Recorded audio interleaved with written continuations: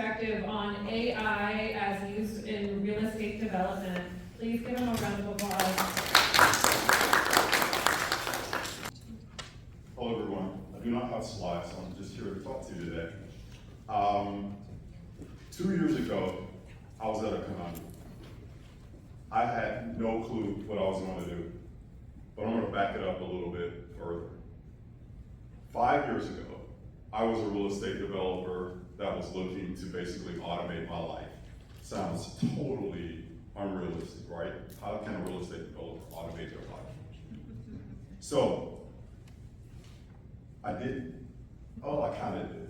I started to build homes, but I built these homes specifically to be Airbnb homes that were automated.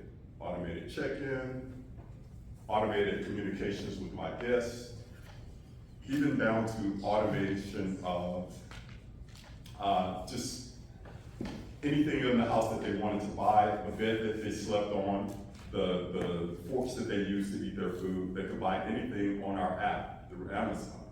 So it was my goal as a real estate developer to build luxury Airbnbs throughout Atlanta, Georgia, and just right off into the sunset. We accomplished that pretty well over the first 2 years of that. We built homes that ranged anywhere from $600,000 to $3 million. We hosted celebrities, companies, corporate events. And we were making about 60 to 70 grand a month. For me, that was good. I was okay with that. We were going to grow the business that way. However, the problem is Airbnb did not necessarily, work well within the city of Atlanta, so they highly regulated it, causing us to sell our inventory and lead us to 2 years ago, where I had no clue what I was going to do. Well, I knew what I needed to do, and that was go back into real estate development. Full time, which I did not want to do. And anyone who's ever done this work before knows that it is highly, highly repetitive. You have to go in, you have to understand what you can build, where you're going to build it, what you're going to buy, if the city's going to approve your development, and if you're going to make money. And typically, to answer those questions, it would take me literally 2-3 weeks, sometimes even 2-3 months. I said, I gotta solve this problem for me, or I'm not gonna make money, or I'm just gonna be burned out really, really quickly. So, in that process, what I did is I created a spreadsheet. And the spreadsheet was pretty good. It cut us down from roughly around 2 to 3 weeks to about 8 days.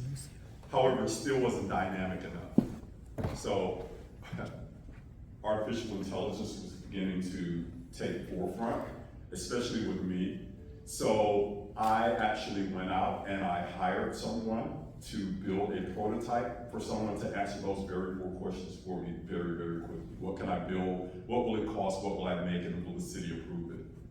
We built that prototype in 4 months. I applied to Techstars in that 4 months. We got into Techstars 3 months later, and over the last 2 years, we've been developing this product. I'm proud to say that today that product is fully developed. We're releasing that product today in Tulsa, Oklahoma, with over about 30 cities involved, with the ability to go in and answer these questions within an LLM chatbot. We were recently funded, so we are a VC-backed company with a bright road ahead. One of the things that we did discover throughout this, though, is although it's automated and easy for us as developers to now understand, hey, I've got a parcel at 123 Main Street, I can make $50,000 on this, $200,000 on this. The zoning rules will be verified. Everything is good here. However, when I got to the city, when I got to the government, I would run into another bottleneck. That bottleneck being, hey, we know you have development plans, but we're staffed, our staff is behind. And so it's going to take us a little while to get to your file, sometimes 2 or 3 months. In real estate development, time is money more than any other industry that I know of. So when you're telling me you're delaying me for 2 to 3 months, you're telling me, you know, tens of thousands of dollars are gonna go out the door, out of the window, just because you can't keep up with what I'm doing. So we decided to solve that as well.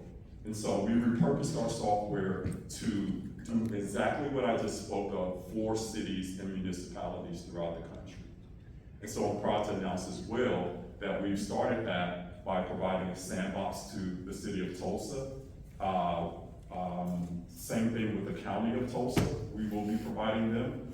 We're talking to cities like Columbus, Ohio, Savannah, Georgia, Atlanta, Georgia, and various other cities around the country about implementing our city planning services.